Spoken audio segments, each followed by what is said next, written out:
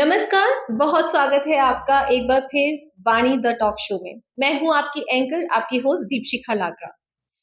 जीवन है तो संघर्ष है, और संघर्ष है तो उतार चढ़ाव है और तनाव भी है। लेकिन इस तनाव को दूर कैसे किया जाए, ये हम आपको बताएंगे आज के एपिसोड में। मिलते हैं हमारी आज की गेस्ट मिस लिपि गिदवानी जी से। लिपि जी, बहुत बहुत स्वागत है आपका हमारे शो में। कैसी हैं आप? बिल्कुल बढ़िया। और सबसे पहले आपका बहुत-बहुत शुक्रिया दीपशिखा जी, इस वानिता टॉक शो पे मुझे बुलाने के लिए, और यहाँ आना मेरे लिए सौभाग्य की बात है, मैं कहूँगी। Thank you so much. लिपि जी, शुरुआत करते हैं आपके करियर से। आपने कैसे ने ये जर्नी स्टार्ट की? कैसे आप एक मोटिवेशनल स्पीकर बने? क्या इसके पीछे क्या-क्या ऐसे सर्कमस्टांसेस बने, या it was your choice only कि हाँ, मुझे ये ऐसा बनना है या ऐसा कुछ करना है? तो क्या रहा इसके पीछे रीज़न? एक्चुअली इसको ना मैं आपको 2 पार्ट्स में समझा पाऊँगी, ज़रूर। क्योंकि पहले मैं काफ़ी साल तक एक होममेकर रही हूँ, और वो भी रोल मैंने बहुत अच्छे से निभाया, and I was quite satisfied with that, ऐसा नहीं था। बट क्योंकि बीइंग अ वेरी मतलब एजुकेटेड, मैं अपने आप को बोलूँगी कि मैंने क्योंकि वो करा, मास्टर्स किया कॉमर्स में, दैट टू फ्रॉम पहले एसआरसीसी से, फिर दिल्ली स्कूल ऑफ इकोनॉमिक्स से मैंने मास्टर्स किया। तो मन में ना एक फीलिंग सी रह गई थी, जैसे कि कुछ किया नहीं पढ़ने के बाद। एक वो आपको इनकम्प्लीटनेस फील होती है ना, कि मैंने अपनी पोएम में भी एक बहुत अच्छे वर्ड्स में लिखा था इस चीज़ को। मैं अपने लिए लिखती थी कि खुद को जो नापती हूँ, इतना छोटा पाती हूँ, आईने में देखूँ तो खुद को नज़र नहीं आती हूँ। इन रिश्तों ने दिए मुझे कई नाम हैं, इन रिश्तों ने दिए मुझे कई नाम हैं, पर इन नामों में जो गुम वो एक नाम है, उसे ढूँढ नहीं पाती हूँ, खुद को जो नापती हूँ, इतना छोटा पाती हूँ। तो मन में ना एक फीलिंग थी, यार कुछ करना था लाइफ़ में, क्योंकि होममेकर को ना आप एक प्रोफ़ेशन नहीं मानते हैं। ऑल्दो आज मैं फ़ील करती हूँ ऐसा नहीं है, ये भी एक फुल टाइम जॉब है। बट जिस टाइम पे हम होममेकर बने, तो उस टाइम उसकी कोई ऐसी वैल्यू नहीं थी, कोई उसको ये नहीं समझता था कि आप कुछ अच्छा कर रहे हैं या कुछ डिफरेंट कर रहे हैं लाइफ़। तो मन में रह गया था ये। और बट होममेकर बन चुकी थी, तो मुझे हर टाइम ऐसा लगता था कि जब भी कुछ करने की सोचती, तो लगता था नहीं यार, मेरे बच्चों का टाइम कटेगा। नहीं, मैं उनके साथ जस्टिस नहीं करूँगी अगर मैंने कुछ भी ऐसे स्टार्ट किया। बट एक टाइम आया जब पता नहीं कैसे अपने आप ही एक स्पिरिचुअलिटी की तरफ इंक्लिनेशन होने लगा मेरा। आप सब जानते हैं उनको, ब्रह्मा कुमारीज़ की शिवानी दीदी जी। जी, जी। उनको सुनना शुरू किया यूट्यूब पर, बहुत अच्छा लगता था। एंड आई डोंट नो, सिर्फ सुना ही नहीं, मैंने उनकी बातों को ना अप्लाई भी करना शुरू कर दिया लाइफ में। और वो अप्लाई करते-करते मैंने नोटिस किया मेरी लाइफ में बहुत चेंजेस आने लगे। जैसे-जैसे दीदी समझाती जाती, मैं वैसे-वैसे करती। मैं डेली लाइफ में उसको अप्लाई करती और देखती कि बहुत अच्छा पॉजिटिव रिजल्ट मिलता। मुझे लगा यार ये तो बहुत अच्छा है। मैंने घर में बच्चों को भी समझाना शुरू किया, हस्बैंड को भी बताना शुरू किया। सबने ट्राई किया, ऑब्वियसली हर कोई 100 आउट ऑफ 100 नहीं होता, किसी ने 10%, किसी ने 20%। So I was on that path. तो एक तो ये जर्नी चल रही थी मेरी साथ-साथ स्पिरिचुअल। और एक क्या हुआ, कोविड टाइम्स में ना मैंने ग्रुप जॉइन किया जहाँ पे एक मैसेज आया एमएस टॉक्स का, जहाँ पर उन्होंने एक नेशनल स्टोरी टेलिंग कॉम्पिटिशन रखा था, एंड इट वाज़ ऑनलाइन क्योंकि कोविड टाइम्स थे। तो पता नहीं कहाँ से ऐसे मन में आया, यार लिख तो बचपन से रही हूँ बहुत कुछ, पोएम्स लिखने की आदत थी, कभी स्टोरीज़ लिखने की हैबिट थी। मैंने कहा कभी बोल के नहीं देखा मैंने। तो स्टोरी टेलिंग कॉम्पिटिशन है, तो एक स्टोरी अपनी सुनाई देती हूँ यहाँ पर। और वैसे भी अपने बच्चों को बहुत फ़ोर्स किया मैंने स्टेज पे जाने के लिए, स्टेज पे जाओ, स्टेज पे जाओ। मैंने कहा दूसरों को तो बड़ा फ़ोर्स करती हूँ, कभी खुद भी ट्राई तो करके देखूँ कि बोलना कैसे होता है। So I tried for that online competition, और वहाँ बहुत अच्छा एक्सपीरियंस रहा। मुझे खुद को बहुत अच्छा लगा। और जब कोविड टाइम्स खत्म हुआ, तो उन्होंने एमएस टॉक्स ने ही फिर एक ऑफलाइन इवेंट क्या ऑर्गेनाइज़ किया। तो अब जब ऑनलाइन में बोल दिया, तो लगा यार अब एक्चुअल बोल के देखना है स्टेज पे। स्टेज पे क्या फ़ील आती है। आई थिंक 2021 की बात है, कोविड टाइम्स में बीच में एक ब्रेक आया था, तब उन्होंने एक इवेंट ऑर्गेनाइज़ किया था। एंड आई वेंट देयर, और मैंने वहाँ पे शायद पेरेंटिंग पे बोला था। It was appreciated. बहुत लोगों को कुछ लाइन्स पसंद आया। याद है आपको उसकी? कुछ? हाँ, कुछ लाइन्स नहीं, बहुत कुछ बोला था पेरेंटिंग के बारे में। आप चाहोगे तो मैं बहुत कुछ बता भी सकती हूँ नहीं, आपको थोड़ी पेरेंटिंग। थोड़ी हमें अगर थोड़ी-सी लाइन्स हाँ, बेसिकली उसमें जो मैंने एक बहुत बात जो सबको बहुत अच्छी लगी थी, वो ये था कि हम पेरेंटिंग में ना बच्चों को 3 शब्द कहना भूल जाते हैं। और वो पता है क्या है? कोई बात नहीं। जब बच्चे हमें आके कोई चीज़ बताते हैं ना, अपनी कोई मिस्टेक बता देते हैं या कुछ भी अपना मिस्चीफ बताते हैं, तो हम सीधा बच्चे को डाँटते हैं। तूने ऐसे कैसे कर दिया? और कई बार तो ये तक बोल देते हैं, यार मुझे तो लगता ही नहीं मेरा बच्चा है ये, इसने ऐसे कैसे कर दिया? निकलता है ना? और ये तो बहुत छोटे की बता रही हूँ, बड़े-बड़े अगर गलतियाँ हो जाएँ बच्चों से तो पता नहीं माँ-बाप क्या बोलते हैं, बट छोटी-मोटी गलती पे भी हम बच्चों को डाँटते हैं। हम ये नहीं बोल पाते, कोई बात नहीं। और जब हम ये वर्ड्स नहीं बोल पाते ना, तो हमारे बच्चे जो है ना, उनको पता है अब अगली बार बताने जाऊँगा, तो डाँट ही पड़नी है, एक्सेप्टेंस तो मिलनी नहीं। तो अगली बार वो आपको बताने नहीं आएगा। अगली बार वो किसको बताएगा? अपने फ्रेंड को। फिर जब यही बच्चा 15, 16, 17 साल का हो जाता है, तो माँ-बाप कंप्लेन करते हैं, बच्चे हमसे बात ही नहीं करते, फ़ोन पे ही लगे हुए हैं, फ्रेंड्स के साथ ही लगे हुए हैं। एक्चुअली में जब वो आपको बताने आया था, तब आपने उसे एक्सेप्टेंस सुना नहीं दी नहीं। थी, उसको सुना नहीं था, या तो आप मोबाइल पे बिज़ी थे, या फिर आपने उसको डाँट-फटकार के भगा दिया। तो वो जो एक्सेप्टेंस नहीं मिली ना बच्चे को, या फिर उसको गलती पे जो आपने डाँटा, डाँटना ज़रूरी है, बट पहला सेंटेंस आपका यही होना चाहिए। अगर बच्चे ने आपको आगे कोई बहुत बड़ा बता दिया कि या तो मेरे मार्क्स कम आ गए या मेरे से स्कूल में एक गलती हो गई, कि गाँठ बाँध लो, उसको पहली बात ये बोलनी है, कोई बात नहीं बेटा, नेक्स्ट टाइम ठीक हो जाएगा। कि एटलीस्ट उसको ये सैटिस्फैक्शन हो कि हाँ, मेरे पेरेंट मेरे सपोर्ट में हैं, ताकि वो आपको पूरी बात सच्ची बता सके। क्योंकि अगर आप डाँटना शुरू करोगे ना, आप नोट करना, बच्चा बात ही मैनिपुलेट कर जाएगा, क्योंकि उसको पता है मुझे डाँट पड़ने वाली है। And this is the way बच्चे माँ-बाप से दूर होकर फ्रेंड्स के पास जाते हैं, क्योंकि फ्रेंड्स उन्हें क्या देते हैं? एक्सेप्टेंस। वो कभी नहीं कहेंगे तूने गलत किया। अरे हो गया कोई बात नहीं, फ्रेंड्स का तो ऐसा एटीट्यूड है, और कोई नहीं। किसी को गाली भी दे दी तो कहेगा कोई नहीं, क्या हो गया, हो गया, हो गया। बट हम सोचेंगे हमारे बच्चे ने अब्यूसिव लैंग्वेज यूज़ किया, तो हम डाँटेंगे बच्चे को। सो एटलीस्ट पहले एक्सेप्टेंस दो, समझाना है हमारा फर्ज़ है, समझाएँगे हम बच्चे को, but first you give him acceptance. तो ये बहुत लोगों को हिट करी थी ये बात, कि हाँ, कि और भी बहुत सारे पॉइंट्स थे पेरेंटिंग पे। It was 15 to 17 minute speech, तो काफ़ी अच्छी गई मेरी।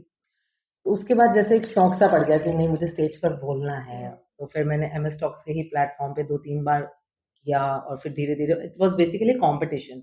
तो पहले एक नॉर्मल गया, फिर उसमें एक में रनर अप आई, फिर करते-करते आई केम एज़ अ टॉप विनर। तो एक बड़ी अच्छी-सी फ़ील आने लगी। तो वहीं पर ऑथर शैरी जी से मेरी मुलाकात हुई।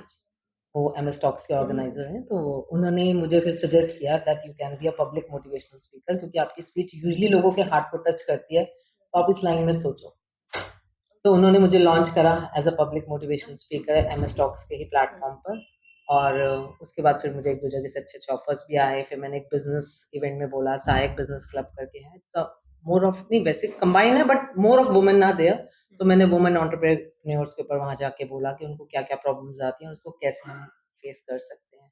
वो भी बहुत लोगों ने एप्रिशिएट किया। तो फिर मुझे धीरे-धीरे लगने लगा कि yes I can be in this line. But अब प्रॉब्लम थी कि निश क्या होनी चाहिए? क्योंकि आप कहीं भी जाके किसी भी टॉपिक पे बोल रही हूँ, कभी पेरेंटिंग पे बोल रही हूँ, कभी वुमेन एंटरप्रेन्योर पे बोल रही हूँ, कभी किसी भी टॉपिक पे, मतलब व्हाटएवर जो जहाँ की नीड होती थी उसके अकॉर्डिंग बोल लेती थी। बट लगा यार नहीं, अगर मुझे इस लाइन में आना है तो I have to be very particular about my niche. तब वो पार्ट काम आया जो मैं आपको स्पिरिचुअलिटी वाला बता रही हूँ, जो मैं शिवानी दीदी को फिर मुझे लगा यार कि जिस चीज़ से मुझे इम्प्रूवमेंट मिली है, why not to spread this among others? दूसरों को भी कोई ना कोई हेल्प मिलेगी डेफिनिटली इससे। तो मैंने धीरे-धीरे पहले इंस्टाग्राम पे उसकी वीडियोज़ डालनी शुरू की। अगर आप चेक करोगे, मेरा अकाउंट है लिपि गिदवानी ऑफिशियल के नाम से। उसमें आप देखोगे कि मैंने क्या वीडियोज़ डाली हैं, बड़ी बेसिक। मेरी सबसे पहली वीडियो पता है किस पर थी? स्माइल पर। वो सबने इतनी एप्रिशिएट करी, और उसके बाद जब मैं वीडियो डालती थी ना, सबसे बड़ा चेंज क्या होता था? मेरे अंदर चेंज आता था। क्योंकि मैं वो खुद को भी याद दिलाती थी कि ये चीज़ मुझे भी तो करनी है। खुद पर भी इम्प्लीमेंट कर खुद पे देते भी तो थे। इम्प्लीमेंट करनी है। मैंने सोच तो ली है बात, फिर मुझे लगा यार मैं खुद भी तो करूँ, और एक्चुअली वो धीरे-धीरे जब मैं बातें लोगों को भी सिखाती गई और खुद भी इम्प्लीमेंट करती गई, इतना मार्वेलस चेंज आया ना लाइफ में, मैं आपको बता नहीं सकती। मतलब टोटल लाइफ एक्सपीरियंस चेंज हो गया मेरा उसके बाद। आई एम हैप्पी कि मैंने इस निश को चुना, और I am focusing on this, और अब मैं अपने आप को as a public motivational speaker भी कह सकती हूँ, लाइफ कोच भी कह सकती हूँ। So I am on this journey now. तो पहला ऑफर कब आया आपको किसी ऐसी सभा में बोलने के लिए, कोई मोटिवेशनल स्पीच देने के लिए? तो पहला ऑफर कब मिला आपको? ये तभी की बात है, आई थिंक 2023 में ही। मैंने अच्छा। 2021 में आपको बता दूँ स्टेज पे बोलना शुरू किया था। तो पहले तो 1 साल तो मैं कॉम्पिटिशन्स में ही पार्ट लेती रही।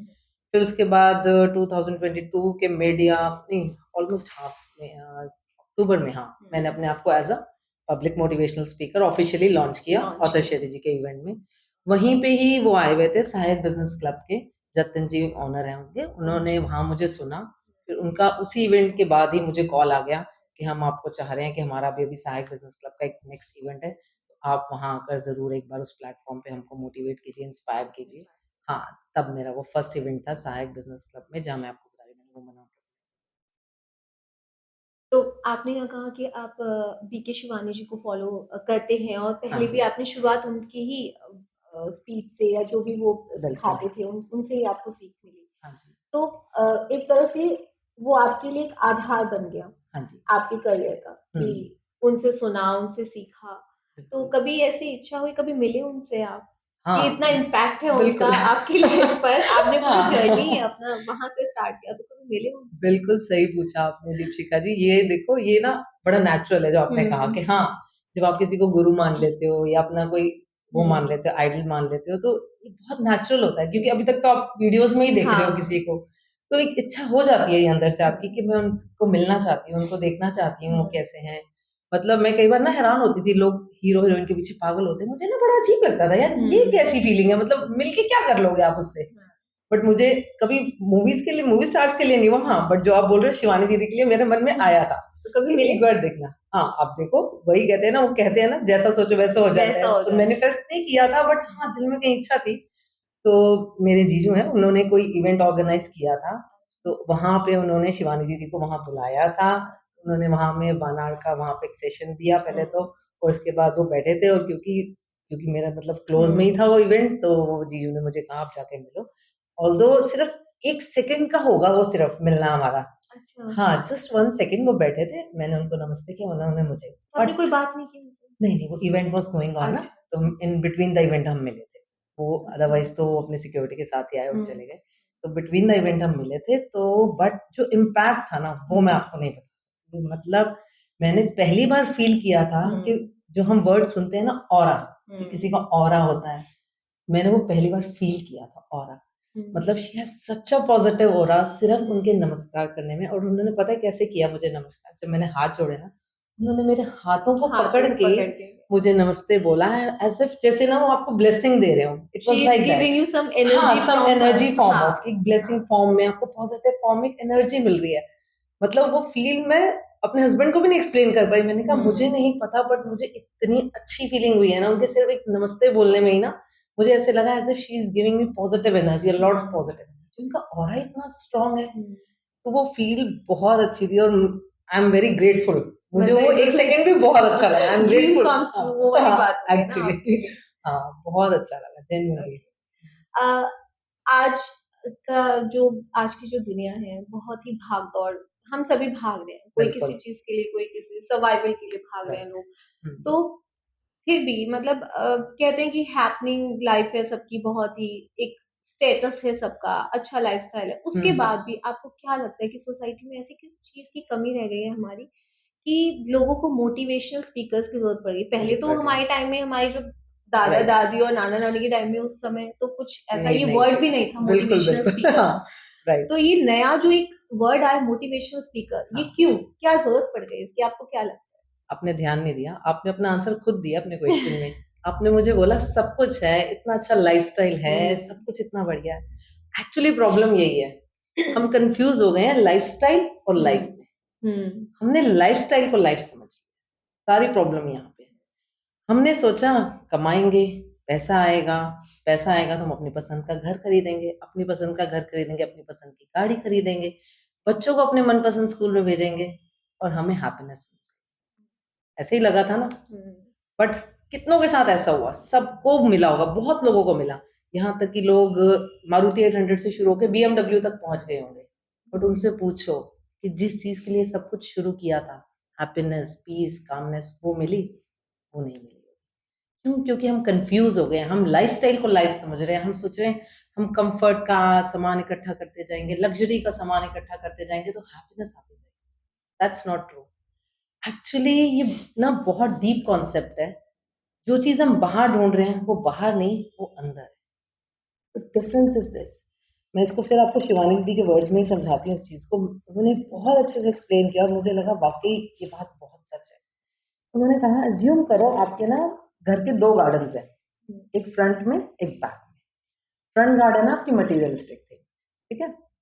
जिसमें आप अपनी एजुकेशन को भी काउंट कर लो, अपनी कार, अपना हाउस, अपने जितना भी आप मटेरियलिस्टिक थिंग्स हैं, वो आपका फ्रंट गार्डन है और हुँ, बैक गार्डन है आपका इंटरनल बीइंग, ठीक है? आपका हुँ, सेल्फ। जहां आपको क्या चाहिए, पीस, कामनेस, प्लेजेंटनेस, जॉय, ये आपका इंटरनल आपका बैक गार्डन, और फ्रंट गार्डन में आपको ये सब चाहिए।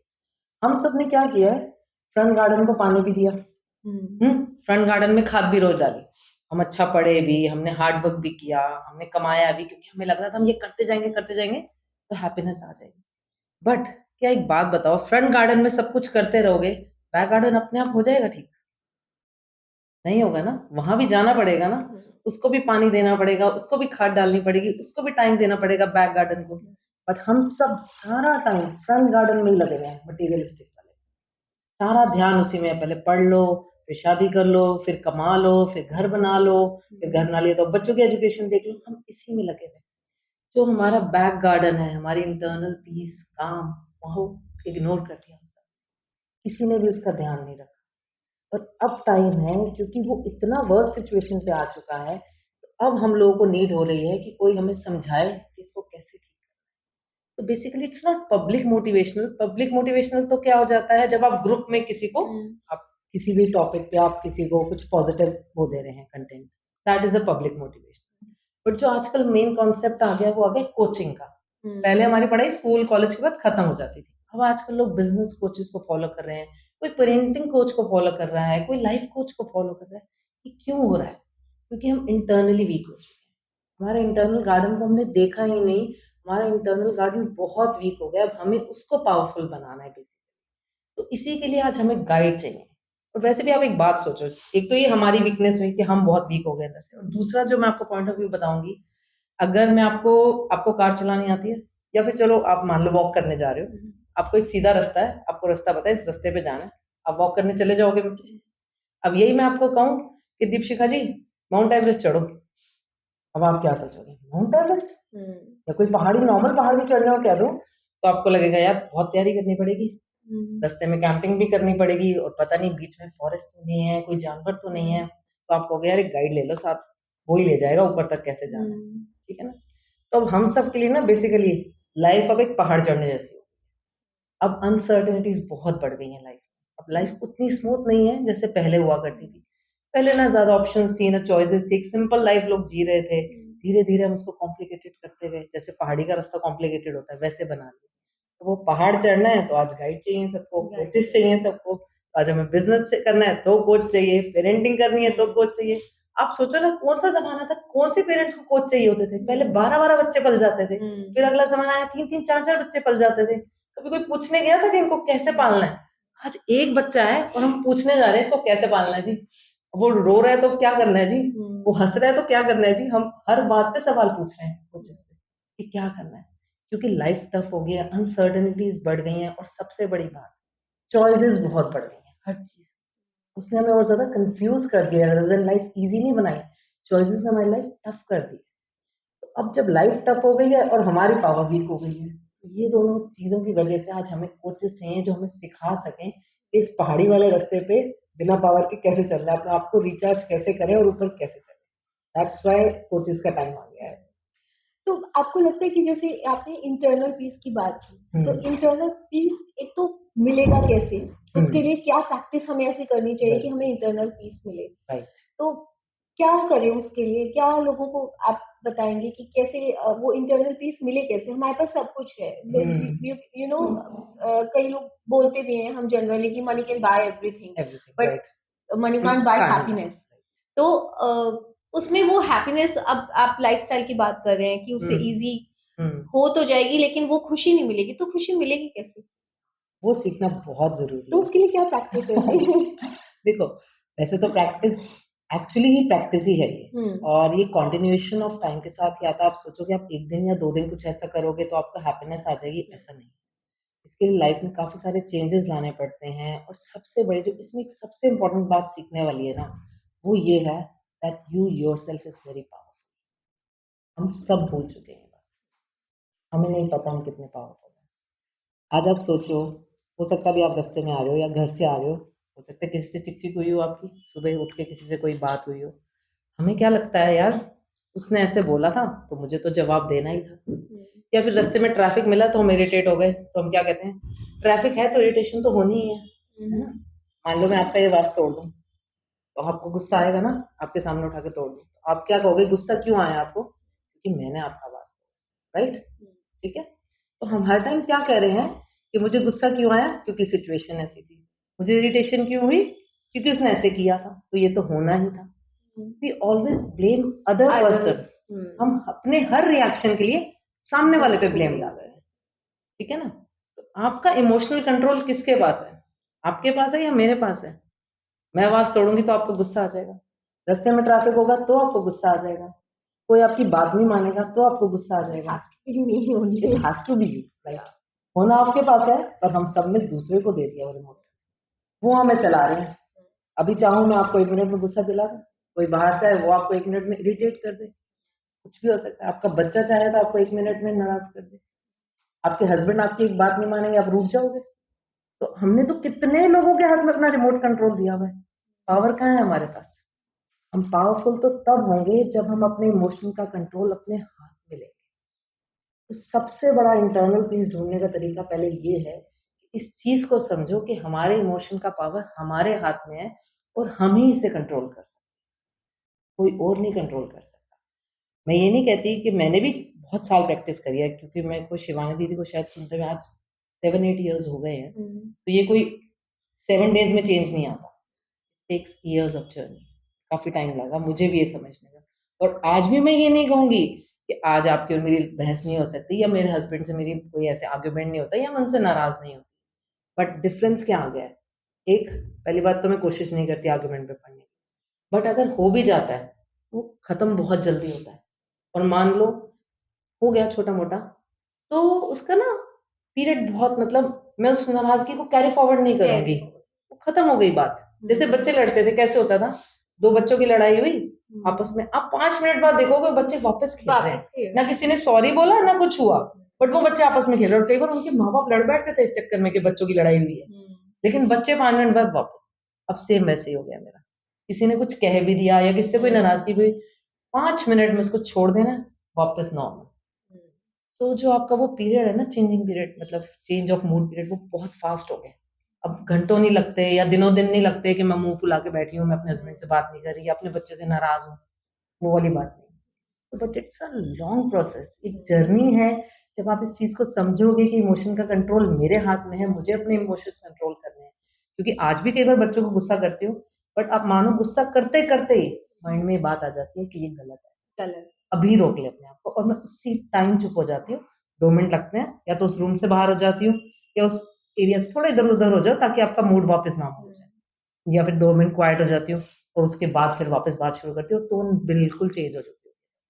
2 मिनट पहले इतनी हाई टोन होगी और जैसे माइंड ही मैसेज देगा this is wrong, tone normal हो जाएगी। तो व्हाट आई एम सेइंग कि पहले इस चीज को अपने हाथ में लो, इमोशनल कंट्रोल को अपने हाथ में लो, उसके बाद ये नेक्स्ट स्टेप है जो आप इंटरनल पीस और हैप्पीनेस की बात कर रहे हो, वो इसका नेक्स्ट स्टेप है। उसके लिए प्रैक्टिस करनी पड़ती है, that too from the morning. So it's start from meditation. हाँ, you can say it start from meditation, but सिर्फ मेडिटेशन से नहीं होता। मतलब आपको अपनी मॉर्निंग को ना, मॉर्निंग का 1 आवर एटलीस्ट, और सोने से पहले समझ लो हाफ एन आवर, ये 2 को अगर आपने अपने कंट्रोल में कर लिया, आई थिंक आप उस चीज को आप पा जाओगे जो आप चाह रहे हो, पीस एंड। क्योंकि आप किसी भी दिन में या किसी भी चीज का देख लो, अगर उसकी बिगनिंग और एंड अच्छी होगी ना, आज आपका पॉडकास्ट हो रहा है, अगर उसकी बिगनिंग और एंड अच्छी होगी तो आपको भी एक अच्छी फीलिंग आएगी। आप भी चाहोगे कि यार एंड दमदार होना चाहिए, है ना, या बिगनिंग बहुत अच्छी होनी चाहिए। हमारी फील रहती है ना हर चीज में। तो आपके दिन का बिगनिंग क्या है? आपका मॉर्निंग का पहला, और एंड क्या है? रात को सोने से पहले का लास्ट हाफ एन आवर। अगर इन 2 को आपने अपने कंट्रोल में रखा, तो you are definitely going to achieve that peace and happiness. और उसके लिए मेरा एक रूल है मॉर्निंग के लिए, जो मैं कहती हूँ हमेशा, नो जीएमटी। मतलब GMT stands for GMT stands for, हाँ बिल्कुल बिल्कुल। मॉर्निंग के फर्स्ट आवर में पहला जी क्या कहता है? No gossip. उठते ही गॉसिपिंग नहीं करनी। लोग वॉक पे निकल जाते हैं, पता ही नहीं चलता कब गॉसिप शुरू हो जाती है, ठीक है? या फिर कुछ लेडीज को तो मैंने देखा है उठते ही मॉर्निंग में फोन पे गॉसिप कर रही होती है किसी के साथ। So first thing, no gossip in the morning. Second, no M means no mobile. First hour तो आपको मोबाइल देखना ही नहीं है। ये तो वैसे भी ना आपके माइंड के लिए जंक फूड है, मस्त से। और सुबह-सुबह उठ के मत खाओ एटलीस्ट जंक फूड, मैं तो यही बोलूँगी। ना तो सोने से पहले खाओ जंक फूड, ना उठते ही खाओ सुबह जंक फूड। आप अपने बच्चों को भी सुबह नाश्ते में यही कहते हो कि एटलीस्ट यार नाश्ता तो हेल्दी कर ले, हम्म, तो आप एटलीस्ट अपने माइंड को जंक फूड मत दो। उठते और लोगों का क्या तरीका है, अलार्म मोबाइल्स पे लगे हुए हैं आजकल, अलार्म बंद करने के लिए आप जैसे ही फ़ोन उठाते हो, आप व्हाट्सएप पे देखते हो मैसेज आए हुए हैं, मेल आएँगे, आप वहीं शुरू हो जाते हो। इसका बहुत ज़्यादा नेगेटिव इम्पैक्ट है हमारे ब्रेन पे, बहुत ज़्यादा। और वो सारा दिन की जो आप हैप्पीनेस और पीस ढूँढ रहे हो ना, वो पहले ही मिनट में डिस्टर्ब होगी आपकी, पहले ही मिनट में, क्योंकि आपने मोबाइल उठा लिया। So I will say no to mobiles, no to gossip and what is tea? Tea सबसे इम्पोर्टेंट है, आप ये 2 तो फिर कर पाओगे। आपने मैंने आज बता दिया आपको नो गॉसिप, नो मोबाइल, शायद आप ये कर लोगे। जो टी है ना, वो सबसे टफ है and that is thinking. Bed से आप पहला पैर नीचे उतारो, दिमाग बोलना शुरू हो जाता है। कल क्या हुआ था या फिर आज क्या करना है? आज की प्लानिंग माइंड बताने लगेगा, आज ये करेगी तू, आज ऐसे करेगी, आज ऐसे करना है, या फिर कल की कोई बात याद आ रही होगी वो करो। मतलब मेरा तो ये हाल था कि मैं इतने साल से यार होम मेकर हूँ, मैं खाना बना रही हूँ, मुझे अगर राजमा भी बनाने हैं ना, तो मेरा उठ के दिमाग राजमा भी मुझे सिखाता था। अच्छा नीचे राजमा भीगे पड़े हैं, अब अभी जाती हूँ देखती हूँ टमाटर कितने, प्याज कितने, मुझे पता है मुझे ये करना है, बट ये बोलेगा। वी आर ह्यूमन बीइंग, तो वो हुँ। ऑटोमेटिकली वो फिट कर दिया गया, मुझे लग रहा है thinking, we can't stop thinking, but हाँ, ये है कि we can control I guess, हमें दिस ऐसा इज लगता व्हाट है we we can can't do. Stop thinking, हाँ, हाँ, ऐसा है, हाँ, क्योंकि हमने इसको समझा नहीं बेसिकली ब्रेन को। हम ठीक से इसको समझ नहीं पाए। ये ना एक बहुत कॉम्प्लिकेटेड मशीनरी है आई मस्ट से, है ना? वैसे सब मशीनरीज़ के साथ मैनुअल आता है, इसको कैसे यूज़ करना है, आता है ना? इसके साथ हमें मैनुअल मिला ही नहीं, आप कि इसको कैसे यूज़ करते हैं? कैसे करना है। तो बस इसको ना ऐसे समझो, जैसे आप अगर कार ड्राइव करते हो, तो उसमें 2 सबसे इम्पोर्टेंट चीज़ें हैं, हम्म, एक उसका स्टीयरिंग, एक उसकी ब्रेक। ये 2 चीज़ें अगर आप सँभाल लोगे, तो आप कार चला लोगे, ठीक है ना? पर अगर आप सोचो आपने कोई गाड़ी है जिसका स्टीयरिंग भी छोड़ दिया और ब्रेक भी छोड़ दिया, अब सोचो क्या हाल होगा उस गाड़ी का? ऐसे कहीं भी जाएगी वो गाड़ी। हम्म, बेसिकली हमने इसका यही हाल किया हुआ है ब्रेन का। ना हमने इसका स्टीयरिंग पकड़ा हुआ है, ना हम ये सोचते हैं कि इसके थॉट्स किधर जा रहे हैं। कभी ध्यान दिया इस बात पे? एक के बाद एक ओवरलैपिंग थॉट्स आते हैं हम लोगों को, और पता नहीं शुरू कौन से थॉट से होता है और पहुँच कौन से थॉट पे जाते हैं। हमने कभी इसका स्टीयरिंग नहीं सँभाला और ब्रेक तो लगाने की कोशिश भी नहीं करी कि ब्रेक भी लगती है कभी इसकी। इसको रोको थोड़ी देर। सो सबसे पहले तो स्टीयरिंग सँभालना सीखना होगा इसको, तभी नो थिंकिंग कर पाओगे। जो मैंने आपको बताया जीएमटी, गॉसिप कंट्रोल कर लोगे, मोबाइल कंट्रोल कर लोगे, थिंकिंग को कंट्रोल करना सबसे टफ है, और इसके लिए सबसे पहले ब्रेक लगाने से भी पहले इसका पहले स्टीयरिंग सँभालना, कि ये किस डायरेक्शन में जा रहा है। इसके लिए भी मैं एक टर्म यूज़ करती हूँ कि हम सब लोगों के लिए, अगर आप पूछो आजकल एडल्ट्स में भी क्या प्रॉब्लम है, बच्चों में तो कम है, लेकिन जो हम बड़े हैं उनमें सबसे बड़ी प्रॉब्लम है, क्या बोलती है इस प्रॉब्लम को, बोलते हैं आंट प्रॉब्लम। अब आप कहोगे आंट क्या है? हम्म, आंट है ऑटोमेटिक नेगेटिव थॉट्स। ये हम सबके अंदर ना फीड हो चुके हैं। हम्म, आंट, कीड़े कहेंगे ना, चींटियाँ जैसे चलती रहती हैं, वैसे ही आंट हमारे दिमाग में चलते रहते हैं। इतना सा कुछ हुआ नहीं, आंट स्टार्ट हो जाएगा। अब छोटी-सी बात हो जाएगी आपके अपने बच्चे के साथ भी ना, तो आप देखना कैसे चलेगा ये नेगेटिव। अभी 2 मिनट पहले आप बच्चों को दुआएँ दे रहे होगे, बच्चे के लिए सोच रहे होगे मेरा बच्चा लाइफ में ये करे, वो करे, और उसने ज़रा-सा कुछ गलती करी नहीं, आपके दिमाग में नॉन स्टॉप नेगेटिव थॉट्स चले। किसी भी रिलेशन में आप देख लो, 1 मिनट पहले आपको लगेगा मुझे वर्ल्ड का बेस्ट हस्बैंड मिला है। हुँ, हम्म। 2 मिनट में आप दोनों की कोई बात हो गई मान लो, तो ये क्या करेगा? नहीं, Worst, best to वर्स्ट हो worst. जाएगा, क्योंकि हमने एंड चल पड़े हमारे दिमाग में, चींटियाँ ही चींटियाँ, सारे नेगेटिव थॉट्स की लाइन चल पड़ती है, जैसे चींटियाँ चलती है ना लाइन में, ऐसे ये भी लाइन में चलते हैं। एक शुरू करते हैं, हम सिर्फ एक सिंगल नेगेटिव थॉट से शुरू करते हैं, वो एक चेन बनती चली जाती है। सो बेसिकली इसको सबसे पहले कंट्रोल करना है, अपने आंट्स को आपके। उसके लिए आपको माइंड का स्टीयरिंग पकड़ना है, वो कैसे पकड़ना है, अपने आप को डायरेक्ट करना है टुवर्ड्स पॉजिटिव थॉट्स। आपको रोकना है इस चीज़ को, जब भी नेगेटिव थॉट्स आएँ, I know it's not easy, क्योंकि मैंने भी करके देखा है, इट्स नॉट ईज़ी, बट कहना पड़ता है अपने आप को बार-बार कि मुझे ऐसे नहीं सोचना, मैं नहीं सोचूँगी। क्योंकि मोस्टली जो नेगेटिव थॉट्स हैं यार, वो हमारे थॉट्स में ही हैं, एक्चुअल उतनी बात नहीं है खराब जितना हम सोच रहे हैं खराब। ब्रेन उसको ज़्यादा एक्ज़ैगरेट कर रहा है चीज़ों को। एक्चुअल चीज़ उतनी खराब नहीं होती है।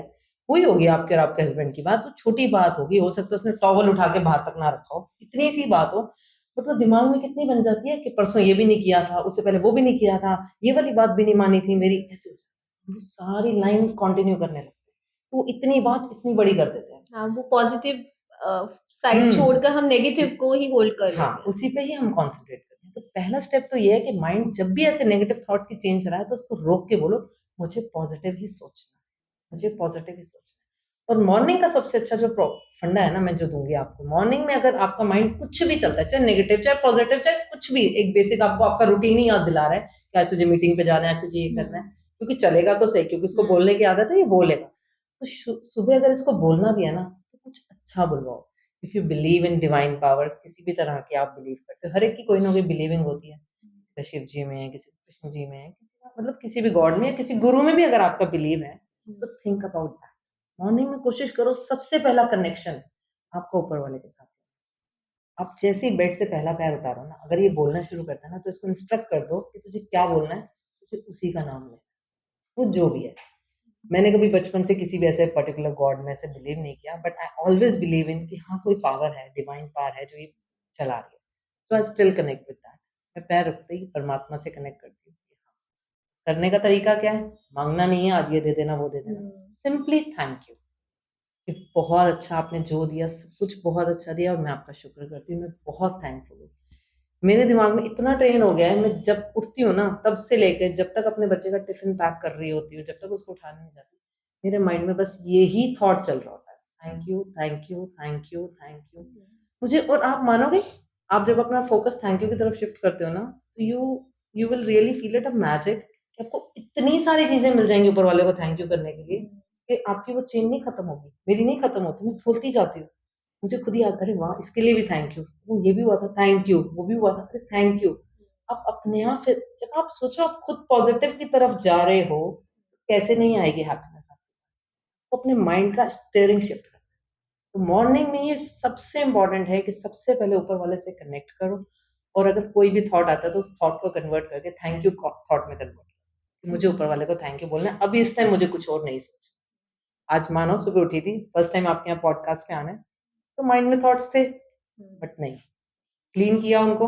एक ही बात सोचनी है कि नहीं, मेरा ये टाइम सिर्फ ऊपर वाले के लिए और किसी के लिए नहीं। काइंड ऑफ मैनिफेस्ट वाली चीज हो गई। बिल्कुल अफर्मेशंस भी you can say, अफर्मेशंस, हाँ। फिर उसके बाद मतलब you can go for that meditation, affirmations आप करें, कोई भी प्रेयर आप करते हैं प्रेयर करें, बट फर्स्ट 1 आवर को बहुत प्योर रखना है बेसिकली। अगर आप अपना फर्स्ट आवर प्योर रख पाओगे ना, और ये सोच के ही दिन शुरू करो कि दिन बहुत अच्छा होने वाला है, जैसे कि आपने कहा अफर्मेशन, ये मेरी अफर्मेशन है डेली की। और वो कब होती है? मानो मैं जैसे ही वॉशरूम में एंटर करती हूँ, वॉशरूम में मेरा मिरर है, सबसे पहले मैं खुद को ही देखती हूँ। तो मैंने बना रखा है कि मैंने ऐसे देखना है, स्माइल के साथ। मैं नहीं देखूंगी अपना चेहरा लटका हुआ, मैं स्माइल के साथ ही देखूंगी आंख खुली है या नहीं खुली है। तो जैसे ही स्माइल करती हूँ आंख वैसे ही खुल जाती है, और जैसे ही स्माइल के साथ खुद को देखती हूँ तो हमेशा बोलती हूँ हाय ब्यूटीफुल, आज का दिन बहुत अच्छा जाने वाला है। ये मेरा फिक्स है, और मैं आपको भी कहूंगी आप सबको यही करना है, क्योंकि हम सब खूबसूरत हैं यार। क्यों नहीं एक्सेप्ट करें? अपने आप को बोलो आप बहुत खूबसूरत हो, और दिन भी आज का बहुत खूबसूरत है, और देखो चेंज देखो लाइफ का, you will actually feel it, कर पाओगे आप इसको फील।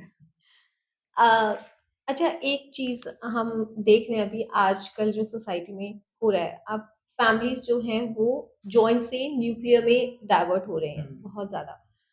क्या रीजन है? आपको क्या लगता है कि ऐसा क्यों हो रहा है कि वो न्यूक्लियर से सॉरी जॉइंट से न्यूक्लियर में जा रहे हैं और सोचते हैं कि आपने जहां यहाँ पर बात की बीच में कि लव योरसेल्फ, तो वो लव योरसेल्फ आते आते ना वो धीरे धीरे वो सेल्फिशनेस में कन्वर्ट होता जा रहा है। तो क्या रीजन है ऐसा? तो उसको कैसे कंट्रोल करें कि आप अपने आप को प्यार कर रहे हैं तो उसमें कैसे डिफरेंशिएट करें? अपने आप को प्यार कर रहे हैं और वो फिर वो सेल्फिशनेस की तरफ पूरी तरह से कन्वर्ट हो बिल्कुल रहे हैं। सही कह रहे हो आप। तो क्या कैसे डिफरेंशिएट कर रहे हैं उस चीज को? पहले मैं आपके इस सवाल का जवाब देती हूँ, जॉइंट फैमिली और न्यूक्लियर फैमिली। एक्चुअली पहले क्या था, पहले ना लोगों के 4-4 5-5 बच्चे होते थे, तो सब जॉइंट फैमिली में रहते थे, 4 ब्रदर्स हो गए, 5 ब्रदर्स हो गए।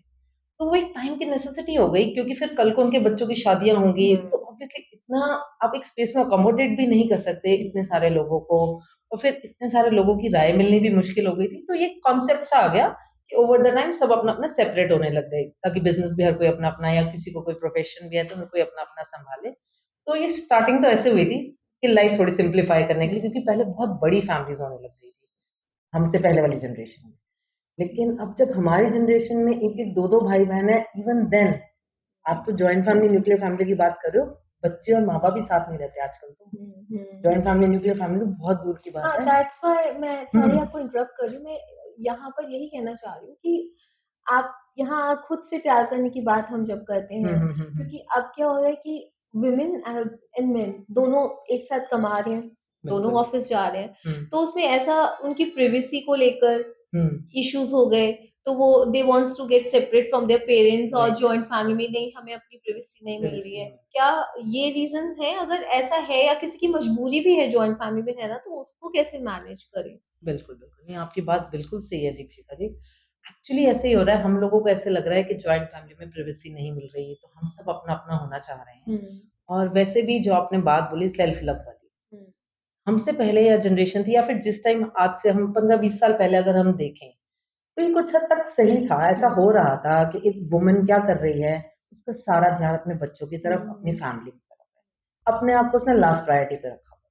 वो पहले अपने बच्चों की प्रायोरिटी देखेगी, mother in law, father in law को देखेगी, फैमिली नीड्स देखेगी, घर की नीड्स देखेगी, अपने लिए टाइम बचा नहीं बचा।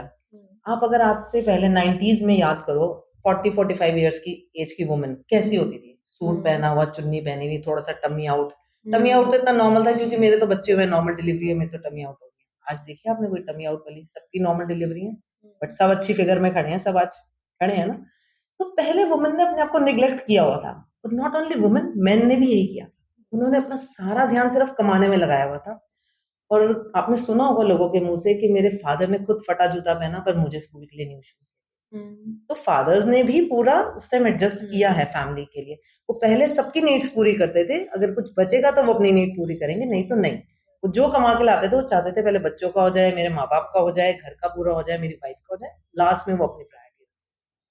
तो इट वाज़ देयर, तब एक नीड आई इस चीज़ की कि सेल्फ लव इम्पोर्टेंट है, अपने आप को भी टाइम दो। बट उसका क्या कहना था, वो चीज़ थी सेल्फ लव हम था कि अगर आपके घर में मान लो 4 मेंबर्स हैं, पहले आप अपना 100% टाइम उन 4 बंदों को दे, ठीक है? आपने अपने लिए 0 रखा हुआ था। रात को देखा करो औरतें कैसे थक के सोती थी पहले, बिल्कुल, ऐसे बिल्कुल हालत खराब हो जाती थी, घर के भी काम करने हैं, बच्चों को भी देखना है, सब कुछ मैनेज करना है, ऐसे हालत होती थी कि अपने लिए टाइम ही नहीं है। बट फिर उनको सिखाया गया नहीं यार, 20-20% सबके हिस्से में करो और अपने हिस्से में भी 20 रखो। 5 4 में मत डिवाइड करो, आप भी अपने आप को एक मेंबर काउंट करो 5th नंबर पे, और 20-20% सबका होना चाहिए। अपने लिए भी अपने लिए टाइम निकालो, अपनी हॉबीज के लिए टाइम निकालो, अपने शौक के लिए टाइम निकालो। तो ये वुमेन को भी सिखाया गया, मेन को भी सिखाया गया। बट धीरे-धीरे हुआ क्या, शुरू तो 20% से हुए थे हम लोग कि 20% बच्चों का, 20% माँ-बाप का, 20% फैमिली का, जैसे भी था आपने अपने हिस्से भी 20 रखा। और वो 20 का 30 हुआ, 30 का 40 हुआ, 50। और बड़ा नेचुरल है, ग्रीडीनेस बढ़ती है। जितना मिलता जाए आपको लगता है और होना चाहिए, और होना चाहिए। पहले थोड़ा-थोड़ा किटीज़ पे जाना शुरू किया लेडीज़ ने, फिर लगने लगा नहीं यार हस्बैंड रातों को फ्रेंड्स के साथ आ जाते हैं, हमें भी जाना है, नाइट पार्टीज़ में जाना शुरू किया। फिर ये हेयर के ट्रेंड आ गए, कलरिंग करानी है तो 1-1 घंटा पार्लर में लगाना शुरू करा। सो हम ये भूल ही गए कि हम अपने में इतना खो गए कि आज बच्चे क्या कर रहे हैं घर पे? स्विगी से खाना मँगा रहे हैं, ज़ोमैटो से खाना बना रहे हैं, पेरेंट्स घर पे नहीं है। हम मान लो even if you are working, मैं ये नहीं कह रही वर्किंग होने में कोई बुराई नहीं है, ऑब्वियसली सबको करना भी चाहिए, इंडिपेंडेंट होना बहुत मस्ट है, आज नीड है लाइफ। बट ये हस्बैंड वाइफ को खुद डिसाइड करना है कि उसके बाद भी हमें फैमिली को टाइम कैसे दें। You have to manage this. जब आप ये मैनेज कर सकते हो कि फाइनेंस हम दोनों मिलके मैनेज करेंगे, करते हैं ना, तभी आज दोनों जॉब कर रहे हैं, तभी आज दोनों साथ जा रहे हैं बाहर। तो ये क्यों नहीं सोचते कि घर भी हम दोनों को ही मिलके मैनेज करें? हम ये क्यों सोच के बैठे हैं या तो वो मेड संभाल लेगी या अपने आप बच्चे मैनेज कर लेंगे? क्यों नहीं? बच्चों को भी आपका टाइम चाहिए, आपके घर को भी आपका टाइम चाहिए। माना ये फिजिकल थिंग्स हैं घर में, बट वो टाइम मांगती हैं, उसको मैनेज करना पड़ता है हर चीज को, आपके बच्चे टाइम मांगते हैं। तो हस्बैंड वाइफ को आपस में अंडरस्टैंडिंग रखनी है कि हमें कैसे, मेरे जॉब टाइमिंग ये होंगे या तेरे ऐसे होंगे, कुछ भी आपस में सेटिंग करो, बट बच्चों को, घर वालों को, पेरेंट्स को, सबको टाइम देना मस्ट है। बट हम ये भूल गए हैं, हमें लग रहा है हमें जॉब कर रहे हैं, हम कमा रहे हैं हम दोनों, तो अब हमारे को अपना टाइम चाहिए। हमें ऐसे लगने लगे क्योंकि हम थक गए, क्योंकि हमने कमाया दोनों ने दिन में, अब हम थक गए, अब हमें अपना टाइम चाहिए। इसमें हम भूल गए कि हमारे बच्चे कहाँ रह गए, हमारे पेरेंट्स कहाँ रह गए। पेरेंट्स तो फिर भी चलो एक बार समझ जाएँगे, समझ जाएँगे आपको क्योंकि आप उनके बच्चे हो, बट आप अपने बच्चों के साथ सबसे गलत कर रहे हो। क्योंकि आने वाले टाइम में अब वो रिपीट करेंगे इस चीज़ और आपसे 20% ज़्यादा करेंगे, and then you will feel neglected. अभी आप पूछो ना आगे की जनरेशन ऐसी क्यों हो रही है? अभी जिसके पेरेंट्स ने अपने बच्चों को टाइम नहीं दिया, वो बच्चा बड़ा होकर उसको क्या पता फैमिली टाइम क्या होता है, उसको यही पता कि पर्सनल टाइम देना है, पर्सनल टाइम ही सब कुछ है। हमने टीचिंग ही बदल दी बच्चे की। पहले क्या था, फैमिली टाइम मोस्ट इंपॉर्टेंट होता था, सब इकट्ठे बैठ के खाते थे, सब नहीं, अब तो इकट्ठे। ये सब हमें देखने को भी नहीं मिलता कि हाँ दादा दादी की कहानियां, हाँ, बैठना, गेट बैठना, टुगेदर, बिल्कुल। डिस्कशंस जैसे होते थे, तो वो सब अब देखने को नहीं मिलता। Most of them even parents तो इग्नोर हो ही रहे हैं, नो डाउट। मैंने भी देखा है कई, I used to visit some old age homes, तो वहां देख रहे हैं वो नहीं, निग्लेक्ट ही किए जा रहे हैं, हम्म, वो हम देख रहे हैं। तो वो चीजें अब नहीं देखने को मिल रही हैं, नहीं तो मिल मुझे रही, लग रहा है राइट। या शायद ये हमारी टेक्नोलॉजी टेक्नोलॉजी इतनी ज्यादा हाँ, एडवांस हो नो चुकी है, तो डाउट। आप इसे everyone is busy with their busy, mobiles and हाँ, ऑल। मोबाइल का इसमें बहुत बड़ा रोल है, मैं आपको बहुत बड़ा रोल है। मेरे घर में हमने इसका नाम रखा हुआ डिप्रेशन, मोबाइल का। तो आपके घर में आप यूज मतलब कितना यूसेज, कोई टाइमिंग आप लोगों ने ऐसा बिल्कुल, किया हुआ है फिक्स? हमने बहुत सारे रूल्स रखे हैं कैसे मोबाइल मैनेज को करते लेके। हैं, please I want to know कि आप लोग कैसे एक दूसरे के साथ वो कंपैटिबिलिटी रहती है, कैसे एक दूसरे के साथ आप टाइम स्पेंड करते हैं, कैसे बिल्कुल, डिसिप्लिन में? ये मैं आपके साथ ज़रूर शेयर करूँगी दीपशिखा जी। मतलब मुझे तो कई बार ऐसे होता है कि मेरे बच्चे ऐसे हैं कि अगर मैं घर आके उनको नहीं मिलूँ, तो दे वर लाइक मम्मा आप कहाँ हो? मम्मा आप हम्म कहाँ हो? मुझे मेरे बच्चे नहीं मिले तो मैं हम्म परेशान होती हूँ, मेरे हस्बैंड भी सेम। वो हम्म घर आएँ तो उनको हम सब घर पे चाहिए, सब मिलने चाहिए। हमारा मतलब सुबह का ब्रेकफ़ास्ट, लंच, डिनर सबका एक साथ है, including my mother in law, दादी भी साथ है।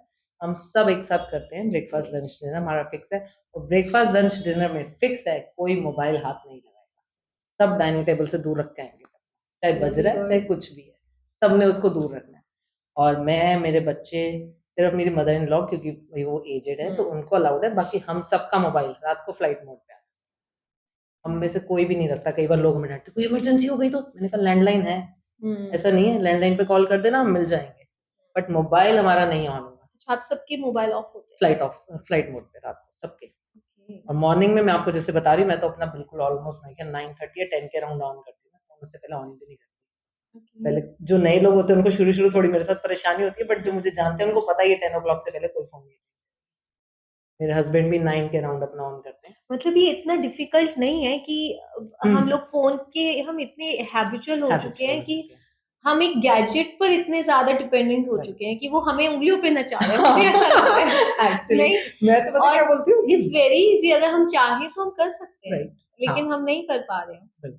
क्योंकि आपने जैसे कहा कि हुँ, उठते ही सबसे पहले, हम पहले होता था कि माँ बाप के पैर छू रहे हुँ, हैं, बिल्कुल। उनको विश कर रहे हैं, मॉर्निंग विश कर रहे हैं, अभी हम मोबाइल देख रहे हैं हाँ, मोबाइल देखते हैं, उठते ही। बिल्कुल। रात को भी, सोने हाँ, से रात पहले को भी यही भी कर रहे हैं। सोने से पहले हम पहले भगवान, हाँ, खैर मैं ये कुछ चीजें जो आपने बताई, हुँ, हुँ, अफर्मेशंस और ये सब चीजें, I also follow all these things, that's कि हम सुबह हुँ, उठ के और रात को भी ऐसे बिल्कुल। प्रे करके सोना, हुँ, खाना हुँ, खाने से पहले प्रे पहले, करना, वेरी नाइस। थैंक्स बोलना, तो वी आल्सो डू। बट बहुत सारे ऐसे लोग हैं हाँ, जो जो नहीं कर रहे। स्टुपिडिटी मानते हैं इसको हाँ, अभी भी, बिल्कुल, बिल्कुल, हाँ, तो बिल्कुल हम सही कह रहे बैकवर्ड लगते हैं। हैं। माइट बी, बट आई हाँ थिंक वो ज़माना ज़्यादा बेटर था। अगर हम थोड़ा-सा हाँ। पीछे चले जाएँ, तो वो हम्म ज़्यादा ईज़ी थी। क्योंकि ना मोबाइल तो मैं बस से कि हमारा बॉडी पार्ट बन गया, आप देखो, हर टाइम हम्म आपके हाथ। यहाँ तक कि इतनी प्राइवेसी इन्वेड हो चुकी है, वॉशरूम में भी आपके साथ है वो। हम्म आप और किसी को नहीं ले जाओगे साथ, पर मोबाइल आप साथ लेके जाते हो वॉशरूम में। इतना ये साथ आपने है। सही कहा। हाँ।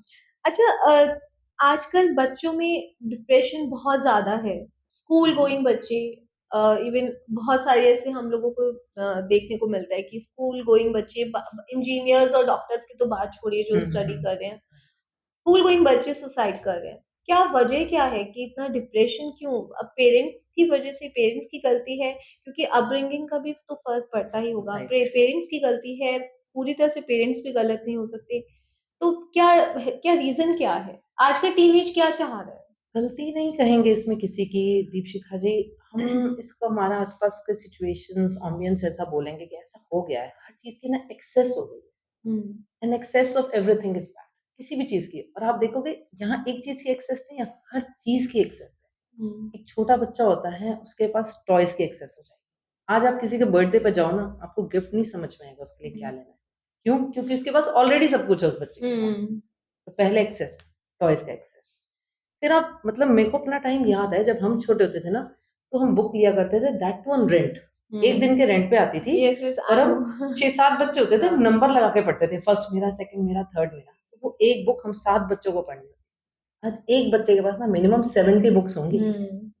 कितना एक्सेस हो चुका है एक बच्चे के पास, हर चीज का एक्सेस है, ये भी है, ये भी है। जहाँ जाओ, कपड़े पहले लिमिटेड होते थे, चाहिए भी नहीं होते थे, क्या नॉर्मल घर पहनने के 2-4 और 1-2 बार कहीं बाहर जाना है आपको। आजकल रोज बाहर जाना है तो चाहिए भी सबको एक्सेस, और ऑप्शंस भी एक्सेस है। लेने जाओ तो मॉल में एक्सेस है, हर चीज के ऑप्शन। आप कुछ भी नोटिस करते जाओ, आपको दिखेगा हर चीज एक्सेस एक्सेस एक्सेस, हर चीज बहुत ज्यादा हो गई है। तो बच्चों के लिए ना हर चीज की वैल्यू खत्म हो गई है। किसी भी चीज, कोई भी चीज तब तक वैल्यू नहीं करते जब तक उसकी स्कार्सिटी नहीं होती।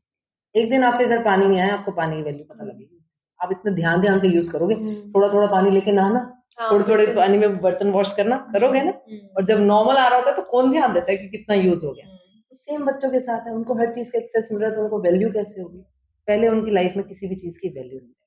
दूसरा क्या हो गया है कि बच्चों को लग रहा है हर चीज मेरे हिसाब से होनी चाहिए, और उसमें सबसे बड़ा रोल मोबाइल का है। आप अगर नोटिस करो, मोबाइल में क्या है, हर 30 सेकंड में आप रील चेंज कर सकते हो, वो ही देख सकते हो जो आप देखना चाहते हो। आपको किसी से शेयरिंग नहीं करनी, किसी के साथ एडजस्ट नहीं करना, ठीक है। चीज चाहिए एक 10 मिनट में आती है, ब्लिंकिट से मंगा लो, जेप्टो से मंगा लो, हर मिनट में आपकी डिमांड पूरी हो रही है। मोबाइल आपको हर वो चीज दे रहा है जो आप चाह रहे हो। हर मिनट में बच्चे की हर काम हो रहा है। बच्चे को मन नहीं है, मैं ये नहीं देख रहा, मैं ये देख रहा, और हर बच्चा अपना देख रहा है। पहले 10 बच्चे मिलकर एक टीवी देखते थे, आपस में एडजस्ट करते थे। अब हर बच्चा अपने मोबाइल पे अपना पर्सनल देख रहा है। तो उनको क्या लग रहा है, जो मैं मांग रहा हूँ वो मिल रहा है, जो मैं कह रहा हूँ वो हो रहा है। But real world is not like this. वो तो ये नहीं है। ये छोटी सी दुनिया में वो अपनी है, लेकिन जब वो बाहर निकल रहे हैं, स्कूल्स जा रहे हैं, रियल लाइफ सिचुएशंस फेस कर रहे हैं, तो life is not their way. वहाँ टीचर्स उनके हिसाब से नहीं चलेंगे, बाकी बच्चे उनके हिसाब से नहीं चलेंगे। बट बच्चे को क्या हैबिट पड़ी हुई है, everything should be my way, and my way is the right way. सबको यही फीलिंग है, my way is the right way. But लेकिन वहाँ ऐसा नहीं है। वहाँ आपको सबके साथ एडजस्ट करना पड़ता है, सबके साथ सबके अकॉर्डिंग चलना पड़ता है, टीचर्स के अकॉर्डिंग चलना पड़ेगा, फ्रेंड्स के अकॉर्डिंग चलना पड़ेगा। बट वो बच्चों में हैबिट खत्म होती जा रही है। पेशेंस कितनी कम कर दिया आप मोबाइल ने, देखो कि आपको लगता है बस फिंगर क्लिक पे हर काम। आज जो न्यूबॉर्न बेबी है, मैंने 3-3 2-2 साल के बच्चे देखे हैं जो फिंगर से मोबाइल चला रहे हैं ऐसे। तो उनके में पेशेंस आएगी कहाँ से? उनको तो लगता है एक उंगली चलाओ तो सब कुछ होता है। दुनिया चल रही है उनके इशारे पे। उसको ये वाली बेबी देखनी है तो ये वाली बेबी मिली, उसको ये कार्टून देखना है तो वो वाला कार्टून मिल गया। 1 मिनट में मम्मी को बोलते हैं, मम्मी ये चाहिए, मम्मी कहती है रुको स्विगी कर देती हूँ। मम्मी ने स्विगी, उसको लगा 1 मिनट में सामान भी आ जाता है। तो पेशेंस कहाँ से आएगी? पेशेंस लेवल लो हो गया, हर चीज मेरे हिसाब से होनी चाहिए, ये सिचुएशन हो गई। तो life is not that easy actually. जब रियल लाइफ सिचुएशंस आती हैं तो वो टफ होती हैं, तो बच्चे उसको फेस नहीं कर पाते। और इसमें हम पेरेंट्स का रोल कहाँ आ रहा है, जो भी मैंने अभी आपसे डिस्कस किया कि पेरेंट्स जो टाइम देना चाहिए ना एक्चुअली बच्चों को, वो नहीं दे रहे। जो क्वालिटी टाइम बच्चों को देना चाहिए। एक ना मैंने पीछे भी हार्वर्ड की एक स्टडी पढ़ी थी। उन्होंने वो चेक किया था, एक आई थिंक मैकडी में उन्होंने शायद किया ये, देखा है कि कुछ पूरा दिन उन्होंने ऑब्जर्व किया कि पेरेंट्स जो बैठे हैं और जो बच्चे बैठे हैं, तो उन्होंने क्या ऑब्जर्व करा कि 90% पेरेंट्स जो बच्चों को मैकडी लाए थे, पता नहीं I don't know which restaurant था, जहाँ बच्चे जो 90 पेरेंट्स लाए थे, 90% पेरेंट्स, उनका ध्यान मोबाइल पे था बच्चों को खिलाते हुए। वो बच्चों को नहीं खिला रहे थे, वो सब मोबाइल देख रहे थे। और जब बच्चों ने उनकी अटेंशन मांगी, 80% पेरेंट्स ने उनको डांट के साइड कर दिया कि खाओ अपना बैठ के। तब आप ये सोचो कि बच्चे को क्या क्वालिटी टाइम आपने दिया? कुछ भी नहीं। इवन मैंने देखा बच्चे खाते हुए भी हाँ, मोबाइल देख रहे हैं। बच्चे भी मोबाइल देख रहे इवन हैं। इन पब्लिक बिल्कुल। प्लेस हाँ, रेस्टोरेंट में भी आई हैव आपने सीन सो बिल्कुल, मेनी बिल्कुल। आप बच्चों को वो टाइम दे ही नहीं रहे, तो बच्चा आपसे खुलेगा कैसे? बच्चा आपको अपनी मन की बात कैसे बताएगा? मैं तो कितने पेरेंट्स से सुन रही हूँ, मेरे पास तो कई पेरेंट्स ऐसे आए हैं जिन्होंने ऐसे बोला कि बच्चे भी 12-13 साल के हैं, बच्चे सारा दिन कमरा बंद करके बैठे। And I was so amazed. और जब मैंने उनके बच्चों से बात की, मुझे लगा यार इतनी तो बातें करते हैं इनके बच्चे, कहाँ नहीं बोलते, इनके बच्चे तो बहुत बोलता है। और हम वो कहते हैं हमारे बच्चे बोलते ही नहीं है, क्योंकि उन्होंने खुद ही नहीं ध्यान दिया बच्चे पे। आपने जिस टाइम बच्चे को केयर की नीड थी, जिस टाइम बच्चे को टाइम की नीड थी, आपने उसको स्विगी ज़ोमैटो दिया उस टाइम। आपने उसको टॉयज़ ला के दे दिए। आपने अपना टाइम नहीं दिया बच्चे को। आपको अपना टाइम देना है। ये सिर्फ़ बच्चों के साथ नहीं, ये हर रिलेशनशिप की नीड है कि आपको टाइम देना है। और सबसे important, you need to give one ear to hear. सबसे इम्पोर्टेंट है हर रिलेशनशिप में। आप मानो ये मेरी हैबिट है। मेरी डॉटर कॉलेज से आती है बड़ी वाली, जब तक वो मुझे अपनी सारी कहानियाँ नहीं सुना लेगी ना कॉलेज की, उसे चैन नहीं पड़ेगा। छोटी वाली आती है, वो स्कूल की सारी बातें बताती है। मेरे हस्बैंड ऑफिस से आते हैं तो मुझे ऑफिस की सारी बताते हैं। इनफैक्ट मेरी मदर इन लॉ, पहले मेरे फादर इन लॉ नहीं है, बट वो ऑफिस से आते थे, उनको जब तक मैं नहीं मिलूंगी, लिपि गाएं आजा बैठ, जब तक 15-20 मिनट में मुझे अपने पूरे दिन का नहीं सुना देंगे ना कि आज मैंने क्या किया, वो चाय भी नहीं पिएंगे। So it was like this. आपको ना सबको कोई सुनने वाला चाहिए कि हम उसके दिल की बात सुन लो, इसको हैबिट बना लो अपनी लाइफ की। आपको 10 मिनट तो सबको देने ही है अपनी लाइफ में, चाहे आप हो चाहे आपका हस्बैंड हो। मेरे हस्बैंड भी मेरे सारा सुनते हैं।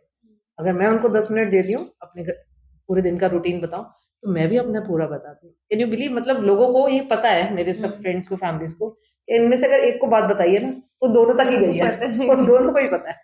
इट्स नेसेसरी, सब रिलेशनशिप में चाहिए ईयर टू ईयर, सबको ये चाहिए। तो ये इसको अपना फंडा बना लो लाइफ का कि ये करना ही करना है, बट पेरेंट्स नहीं कर पा रहे। मैंने नहीं देखा पेरेंट्स को कि बच्चे आए हैं स्कूल से तो उनसे पूछ रहे हैं क्या हुआ। बस पेरेंट्स का क्या इंटरेस्ट होता है, खा लिया था, पढ़ लिया था, टेस्ट हो गया, कितने नंबर आए, बस इंपॉर्टेंट बात, दैट्स ऑल। कितने पेरेंट्स को ये भी नहीं पता मेरे बच्चों के फ्रेंड्स कौन है या बच्चा कहाँ जा रहा है, किधर है। बस मोबाइल पे हाँ लोकेशन ट्रैक कर रहे हैं, लोकेशन ट्रैक हो रही है मोबाइल पे, बट बच्चा किसके साथ है, क्यों गया है, कोई डिटेल्स नहीं पता। और एक पॉइंट के बाद तो बच्चे भी बताना बंद करते हैं, बिल्कुल बताना बंद करते हैं, क्योंकि जब उसने बताया था तब आपने नहीं सुना था। तो ये बहुत इंपॉर्टेंट है, तभी बच्चों में, तो इसलिए सिर्फ बच्चों का कसूर नहीं है, कुछ एटमॉस्फेयर ऐसा हो चुका है, कुछ हम लोग बहुत फास्ट लाइफ में आ गए हैं कि नहीं हमें भागना है, तो हमारे पास टाइम नहीं है। हमें टाइम तो बच्चों को देना पड़ेगा, चाहे कितनी भी फास्ट लाइफ हो। ये हस्बैंड वाइफ को आपस में डिसाइड करके कि कैसे बच्चों को टाइम देना है, दिस इज रियली मस्ट। इसको इग्नोर मत करो। जितना फाइनेंशियल एस्पेक्ट जरूरी है ना बच्चों के लिए, आज हम सोच रहे हैं बच्चे को अच्छे स्कूल में डालना है, भाई 30,000 वाली फीस की जगह 10,000 वाली फीस के स्कूल में डाल दो, बट बच्चों को टाइम दो, कैसे भी। चाहे रात के सोने से पहले हाफ एन आवर आप बैठ जाओ, बच्चों के साथ बातें करो। मेरी फ्रेंड है वो यही कहती थी, मेरा फिक्स है रात को मैं और मेरे दोनों बच्चे, हम आधा एक घंटा बैठते हैं, तीनों एक दूसरे को अपनी सारे दिन की बात बताते हैं, आज क्या हुआ। उससे बच्चे ना एक फ्रेंड वाली फीलिंग रखते हैं आपसे, और आपसे शेयर करने में डरते नहीं है बच्चे। फिर आप वो कितने भी बड़े हो जाएं, वो आपसे शेयर करते रहेंगे। आपको भी अब अपनी मदर के साथ ये फीलिंग रही होगी कि हाँ मैं अपनी मम्मी को कुछ भी बता सकती हूँ। ये फीलिंग हमें अपनी नेक्स्ट जनरेशन को भी देनी है कि हमारे बच्चों में ये फीलिंग होनी चाहिए कि हम अपने मम्मी को, पापा को कुछ भी बता सकते हैं। पहले वाली जनरेशन में फिर भी एक पापा का ना डर था, पेरेंट बच्चे मम्मी से खुल जाते थे, मम्मी को तो सब कुछ बताते थे, बट कुछ बच्चे ऐसे थे जिनको पापा का था, पापा से नहीं बोलते थे। बट अब तो मदर फादर बच्चों के साथ इतने हो चुके हैं फ्रेंडली कि बच्चों में ये चीज होनी चाहिए कि मैं अपने मम्मी पापा से हर बात शेयर कर सकता हूँ। अगर ये फीलिंग हमने बच्चों को दे दी ना, तो कोई बच्चा डिप्रेशन में नहीं जाएगा, क्योंकि उससे पहले कि वो डिप्रेशन में जाए वो आपको बता चुका होगा कि मेरे को ये परेशानी है। और जब उसने आपको अपनी परेशानी बता दी, उसका कोई ना कोई हल तो आप निकाल ही लोगे, बच्चा डिप्रेशन में यहाँ जाएगा में नहीं। ये टर्म यूज किया कि जैसे सुनते भी आए हैं हम कि be a friend of your child, आपने भी ये टर्म यूज किया बिल्कुल। अभी। तो आपको नहीं लगता कि ये जो एक फ्रेंडशिप है पेरेंट्स की और बच्चों की, उसमें भी एक डेकोरम मेंटेन होना चाहिए? क्योंकि क्या होता है ना कि एक लेवल पे जाके वो ओवर फ्रैंक हो जाते हैं, तो वहां पर थोड़ा रिस्पेक्ट को लेकर थोड़ा लैक करने लगते हैं बच्चे। या मुझे लगता है ये थोड़ा कहीं ना कहीं से हमारा वेस्टर्न कल्चर उन पर हाँ, ओवरशैडो हो गया है। तो आपको नहीं लगता कि ये सब एक डेकोरम मेंटेन होना चाहिए नहीं बिल्कुल उसमें? ठीक कह रहे हो आप दीपशिखा जी, एक लेवल तक है हाँ, क्योंकि फ्रेंडशिप। पेरेंट्स का डर होना भी ज़रूरी है। बेसिकली क्या है, एज अ पेरेंट ना आपका रोल सिर्फ फ्रेंड तक नहीं है, सिर्फ पेरेंट तक नहीं है। Sometimes you have to be a mentor. कभी आपको मेंटर बनना पड़ता है, कभी आप उसको फ्रेंड बनना पड़ता है, कभी आप उनको छोटा भाई बहन भी बनना पड़ता है।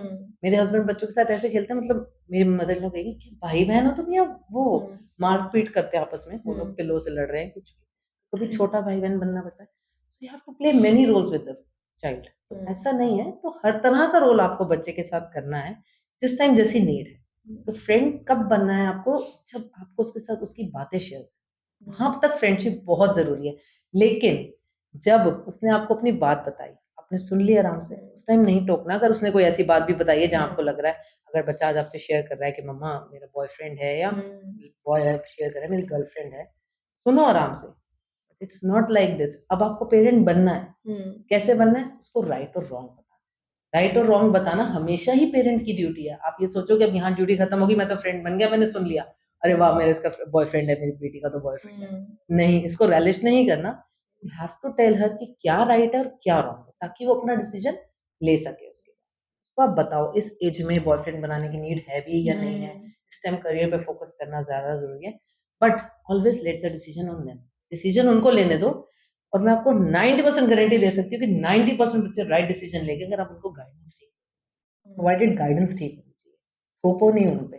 जब हम थोपते हैं ना तो हमेशा उसका उल्टा करते हैं बच्चे कि नहीं ये तो करना ही रिबेलियन हो करना है, जाते हैं। रिबेलियन हो जाता है। Just guide them and let them take their own decision, कि डिसीजन आप लो पर बच्चा राइट ये है रॉन्ग ये है, अब आप देखो आपको क्या करना है। तो पेरेंट बनना पड़ता है, आप ये सोचो कि नहीं। और आप जो कह रहे हो डर होना जरूरी है, वो मुझे नहीं लगता, रिस्पेक्ट होना बहुत जरूरी है। डर होना वो जरूरी नहीं, respect respect. He kind of उसको हम डर का नाम दे हाँ, देते डर का हैं। नाम दे रहे हो हाँ। But it's more of a respect. Hmm. Respect होना बहुत जरूरी। और वो कब होता है पता है आपको? जब हस्बैंड वाइफ एक दूसरे की जिस भी रिलेशन में आप देखोगे हस्बैंड अपनी वाइफ की रिस्पेक्ट करते हैं और वाइफ अपने हस्बैंड की, वहाँ बच्चे ऑटोमेटिकली अपने पेरेंट्स की रिस्पेक्ट। अगर कहीं किसी भी घर में आप देख लो ना, हस्बैंड अगर वाइफ की रिस्पेक्ट नहीं करता, उसको कदर ही नहीं है वाइफ क्या कर रही है क्या नहीं कर रही, वहाँ पे बच्चे भी आगे ऐसे हो जाते हैं, उनको भी एक टाइम के बाद कदर खत्म हो जाती है। तो ये आपके रिलेशन पे भी बहुत डिपेंड करता है। अगर आप एक दूसरे की रिस्पेक्ट करते हो, आप अपने पेरेंट की रिस्पेक्ट करते हो, तो बच्चे ऑटोमेटिकली। आज आप अपने करो, दादा दादी की रिस्पेक्ट करो, देखो बच्चे कैसे नहीं करेंगे, आपसे ही तो सीख रहे हैं वो। आज आप उनको परवाह ही नहीं कर रहे दादा दादी की, बैठे हैं आप बात करने तक भी नहीं जा रहे, वो कमरे में अकेले बैठे हैं। तो आपका फ्यूचर है वो, जो आज आप प्रेजेंट में कर रहे हो वो आपका फ्यूचर है। बच्चे भी वही देख रहे हैं कि वो सीख ही रहे हैं कि ऐसे ही करना होता है पेरेंट्स के साथ। जब वो एक एज के हो जाते हैं तो उनको एक कमरे में छोड़ो, जैसा आप बिहेव करोगे आगे बच्चे वैसे। You have to set standards for them. आज आप अपना बिहेवियर चेंज करो, बच्चे को ऑटोमेटिकली। अच्छा लिपि जी, आपने आज तक इतने मोटिवेशनल स्पीचेस आपने दी हैं, इतनी जगह आप जाते हैं, इतने इवेंट्स में आप जाते हैं, मैंने भी आपको कई बार देखा है बहुत सारे इवेंट्स में। वो इवेंट्स में जब आप स्पीच के लिए जाते हैं तो उसके लिए आप कुछ ऐसा रिसर्च या ऐसा कुछ प्रिपरेशंस आप करते हैं, या अ, आप कुछ टॉपिक्स खुद सिलेक्ट करते हैं कि हाँ आज मुझे इस पर बोलना है, या इवेंट के अकॉर्डिंगली या आपको बताया जाता है कि हाँ हम इस टॉपिक पर हम चाह रहे हैं आपसे, तो क्या रहता है क्राइटेरिया? हर जगह का अलग क्राइटेरिया है दीपिका जी। जैसे कहीं इवेंट्स में ऑलरेडी एक प्लान टॉपिक्स होते हैं कि आपने यहाँ जाना है तो इसी पर ही बोलना है, कि यहाँ इस इवेंट का ये थीम है। तो अगर थीम आपके पास ऑलरेडी है तो आपको उस थीम के अकॉर्डिंग ही बोलना पड़ेगा। और कुछ इवेंट्स होते हैं, तो जैसे मैंने आपको बताया कि सहायक बिजनेस क्लब में मैं 1-2 बार गई, तो मुझे पता है मैं बिजनेस क्लब में जा रही हूँ, तो मुझे वहीं उनकी नीड्स को ही कैटर करके बोलना है। वो मैंने चेक किया, वहाँ ज़्यादा वुमन एंटरप्रेन्योर थी, तो मैंने उसी के अकॉर्डिंग बोला कि वुमन एंटरप्रेन्योर्स को क्या-क्या प्रॉब्लम्स आती हैं लाइफ में, उसके अकॉर्डिंग बोला। नेक्स्ट टाइम जाने लगी उसमें ही, फिर दोबारा उनका जब रिपीट इनवाइट आया, तब मैंने चेक किया कि अब वहाँ मिक्स क्राउड हो गया, मेन वुमेन दोनों है। सो अब उसमें मैंने क्या स्टार्ट किया, क्योंकि मैंने देखा वहाँ स्टार्टअप्स ज़्यादा हैं, तो मैंने स्टार्टअप्स के चैलेंजेस पे बोला कि स्टार्टअप्स में क्या-क्या चैलेंजेस आते हैं। एंड दैट नॉट क्योंकि मैं आई एम नॉट फ्रॉम, कि मैंने खुद बिजनेस नहीं किया तो आई कांट से कि मैं स्टार्टअप्स के प्रॉपर चैलेंजेस पे, लाइफ में क्या चैलेंजेस एज़ अ पर्सनली आपको क्या चैलेंजेस आते हैं जब आप स्टार्टअप स्टार्ट करते हो, पर्सनल लेवल पे क्या चैलेंजेस आते हैं, मैंने उसके बारे में बोला। And they actually liked it, क्योंकि उन्होंने कहा कि हमारे साथ ऐसे ही हो रहा है जैसे आपने बताया, हमारे साथ लाइफ में ऐसे-ऐसे ही हो रहा है। कुछ भी आप जब नया स्टार्ट करते हो तो आई टोल्ड देम कि आप हमेशा डाउट और फियर के साथ स्टार्ट करो। ये आपके कंपेनियन है। जब भी आप कुछ नया, आपको अपने ऊपर इतने डाउट आएँगे, यार मैंने सही किया भी कि नहीं किया, पता नहीं क्या रिजल्ट निकलेगा। ये मस्ट है, ये सबके साथ ही है। आप डाउट और फियर के साथ स्टार्ट करोगे जब भी कुछ नया स्टार्ट करोगे, बट गाड़ी जैसे ही सेकंड गियर में आएगी, ये दोनों छोड़ के भाग जाएँगे। फर्स्ट गियर में तो आपको तंग करेंगे doubt and fear, but then they will. तो इस तरह से जो जगह होती है उसके अकॉर्डिंग मैं अपनी थीम प्रिपेयर कर लेती हूँ, और डेफिनिटली रिसर्च तो करनी पड़ती है। रिसर्च के रिसर्च में बिना आप तो कोई काफी स्टडी करते होंगे, बिल्कुल, बिल्कुल। अब यहाँ रेफरेंसेस मैं होंगे। आपको कहूँगी कि मोबाइल का प्लस पॉइंट भी है। ओके, हाँ, नहीं बुक्स भी है बिल्कुल, हाँ, बुक्स से डेफिनिटली तो आपको बुक्स तो बहुत हैं। अच्छी रेफरेंसेस मिल जाती हैं। बिल्कुल, बिल्कुल, डेफिनिटली बुक्स तो बहुत हैं। बुक्स के बिना तो देखो इट्स नॉट, मैंने आपको जैसे शिवानी दीदी का बताया, वैसे ही मैं आपको बताऊँगी, मैंने बुक भी पढ़ी थी, वो the power of subconscious mind. और आई वाज़ सो अमेज्ड, मैंने दोनों चीज़ें साथ करी। मैं वो बुक भी पढ़ रही थी और उन दिनों शिवानी दीदी को भी फॉलो कर रही थी। आई वाज़ सो अमेज्ड कि जो चीज़ मैं उसमें साइंटिफिकली पढ़ रही हूँ, पावर ऑफ सबकॉन्शियस माइंड में, वो ही चीज़ वो स्पिरिचुअली समझा रही है। सो आई फाउंड कि साइंस और स्पिरिचुअलिटी ना वॉकिंग हैंड इन हैंड, एक जैसी चल रही है दोनों। देन आई रियलाइज कि कितनी साइंटिफिकली बात है और स्पिरिचुअल भी है यही बात, कि कैसे हमारा सबकॉन्शियस माइंड कैसे डिवाइन से कनेक्टेड है और कैसे हम हर चीज़ चेंज कर सकते हैं। तो मुझे बड़ा अच्छा लगा। तो बुक्स भी अपनी जगह बहुत ज़रूरी हैं, और मोबाइल से तो हाँ, आजकल क्योंकि गूगल जब से तो मोबाइल सब नहीं थी तो कंटेंट, बुक्स ही थी। बुक्स ही थी, बिल्कुल बुक्स ही थी। अच्छा, क्योंकि आप एक मोटिवेशनल स्पीकर हैं, कभी कभी लोग कंफ्यूज हो जाते हैं कि मोटिवेशनल स्पीकर काउंसलिंग भी करते हैं। आई होप कि आपने भी बहुत की होगी काउंसलिंग। तो वो साइकाइट्रिस्ट और मोटिवेशनल स्पीकर दोनों में कंफ्यूज हो जाते हैं। तो what is the difference between motivational speaker और एक साइकाइट्रिस्ट जो होता है, उनमें क्या डिफरेंस है? क्योंकि लोग आपके पास भी काउंसलिंग के लिए आते होंगे, या नॉर्मल पेरेंट्स हो गए या कोई कपल हो गया कि हमारे साथ ये इश्यूज चल रहे हैं, मैं कैसे हैंडल करूं, या मे बी कोई न्यूली मैरिड हो, ये इश्यूज हम्म। हमारे चल रहे हैं, फैमिली में एडजस्ट नहीं कर पा रही हूँ। तो आपने भी किया होगा, तो कैसे डिफरेंशिएट करें दोनों को? मतलब बहुत ही सिमिलर लगता है दोनों का। नहीं, बिल्कुल ठीक कह रहे हैं। लाइन ऑफ हाँ, डिफरेंस बहुत टफ है। हाँ। लोगों के लिए भी बहुत टफ है, हमारे लिए भी बहुत टफ है। हुँ, मतलब इस प्रोफेशन में सबसे बड़ा चैलेंज यही है कि लोग आपको साइकियाट्रिस्ट या साइकोलॉजिस्ट की तरह ट्रीट करने लगते हैं। हुँ, ठीक है, डिपेंडेंट ऑन यू, आप पे डिपेंडेंट होने लगते हैं।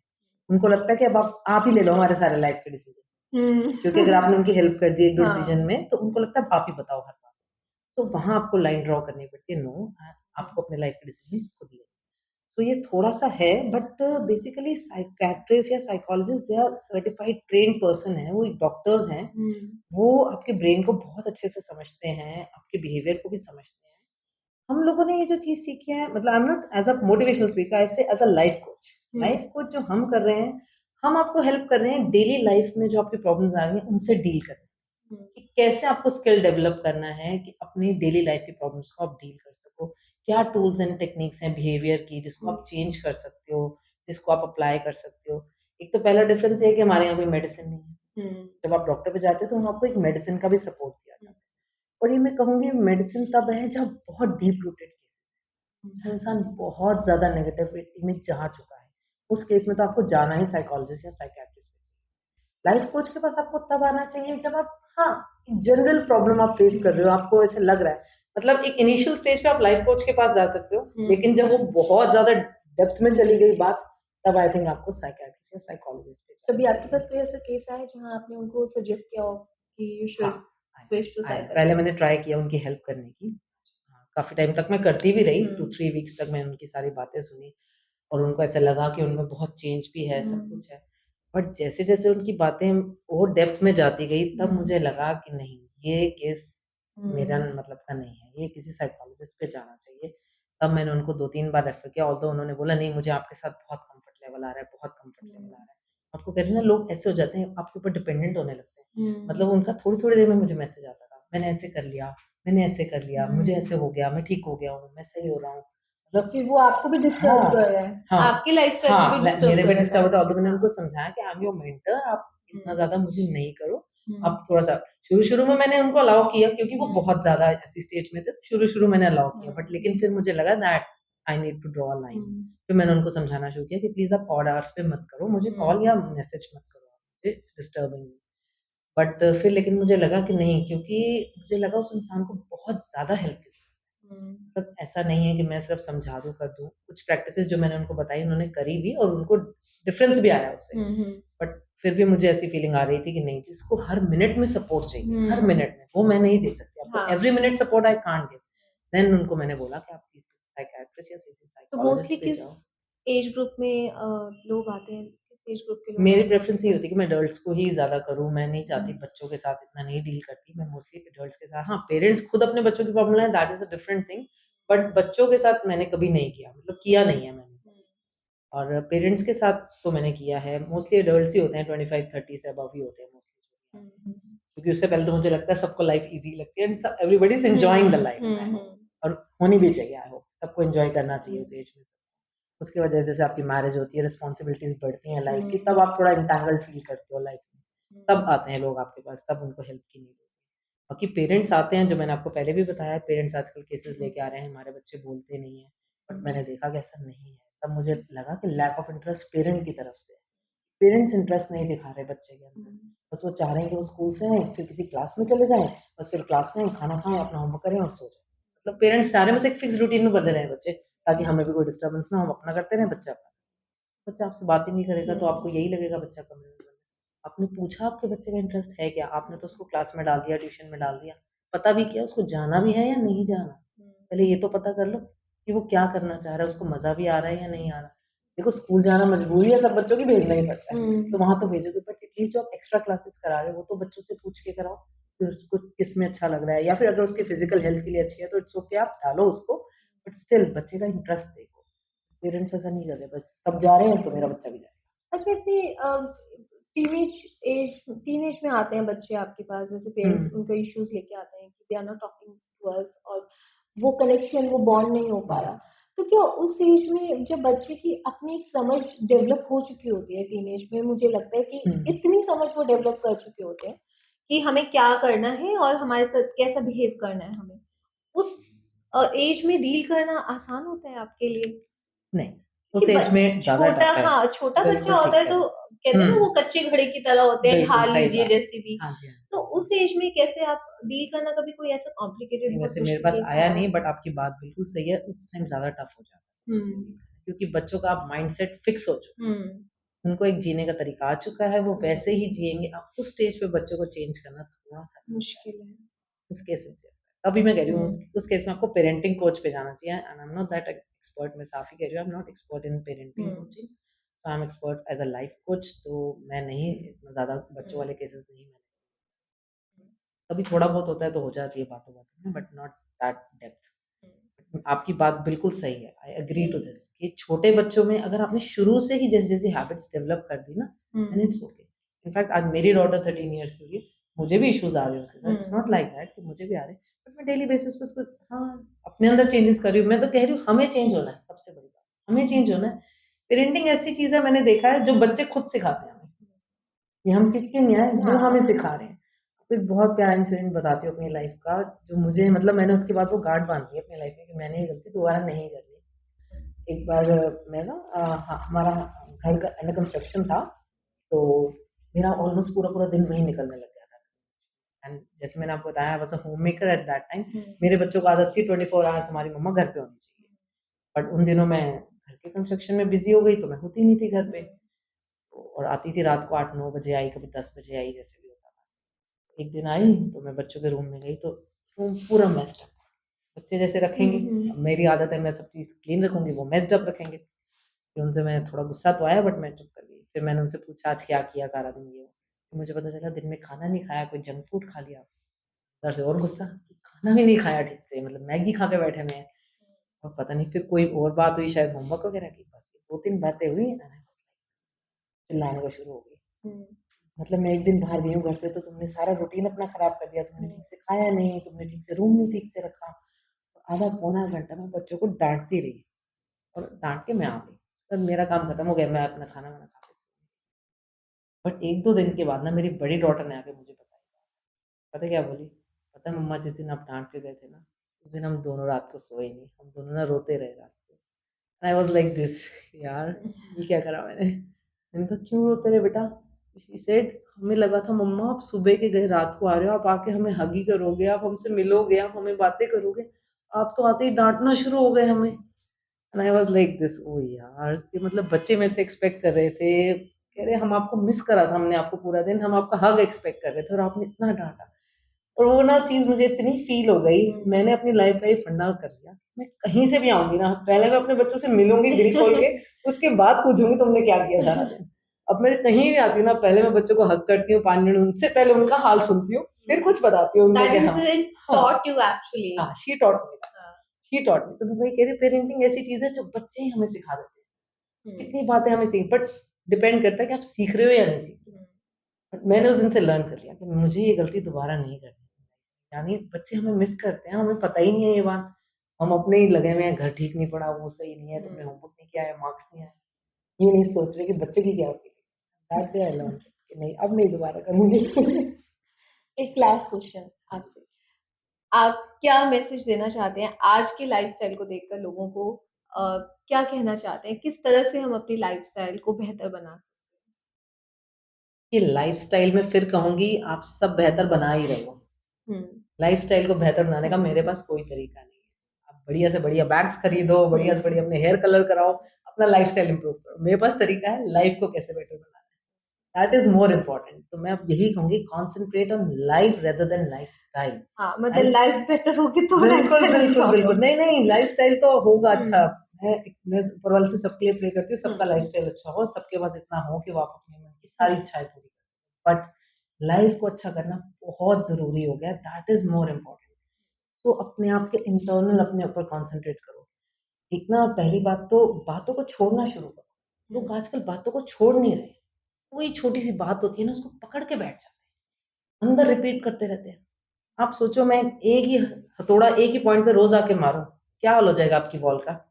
पहले इतना सा छेद होगा, फिर इतना, इतना, इतना। तो हम अपने साथ ऐसे कर रहे हैं। छोटे-छोटे रिलेशंस में यार रोज़ सबके साथ बातें होंगी, बट हम उसको ना माइंड में लेके घूमते रहते हैं। सारा दिन नॉक करती रहती है वो हमारे दिमाग में, उसने ऐसे कहा था, उसने ऐसे कहा था, उसने ऐसे कहा था। हम इतनी सी चीज़ को इतना बड़ा कर देते हैं दिमाग में। तो सबसे पहले तो ये कहूँगी कि प्लीज़ पिछली बातें या 1 मिनट पहले की कोई भी बात ऐसी छोटी-मोटी माइंड में है, उसको छोड़ दो, रिलीज़ करो। ये सबसे इम्पोर्टेंट है। और इसके लिए मैंने कई जगह बोलती हूँ कि खोल दो पिछले दर्द की मुट्ठियाँ, खोल दो पिछले दर्द की मुट्ठियाँ, तभी तो आने वाली ज़िंदगी बाहें फैला के देगी तुझे खुशियाँ। आप पिछला ही खाली नहीं करोगे तो आगे नया कैसे आएगा? पिछला बर्डन निकालो, तभी new happiness can embrace you, है ना? तो ये बहुत इम्पोर्टेंट है, ये सबके लिए है, बच्चों के लिए, बड़ों के लिए, कि प्लीज़ किसी की बात को पकड़ के मत बैठो, उसको छोड़ दो। और एक बार आपके अंदर हैप्पीनेस की फीलिंग आ गई ना, कि आपको लगा कि हाँ, अब मैं अंदर से खुश हूँ, तो मैं ये भी गारंटी देती हूँ, आपको सक्सेसफुल होने से कोई नहीं रोक सकता।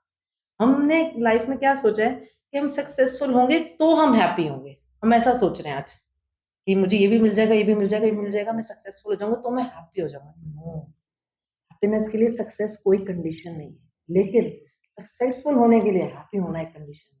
क्योंकि कहते हैं कि भर ले खुद में खुशियों की हवा, भर ले खुद में खुशियों की हवा, फूले गुब्बारे सा तो खुद ही आसमां को छू जाएगा।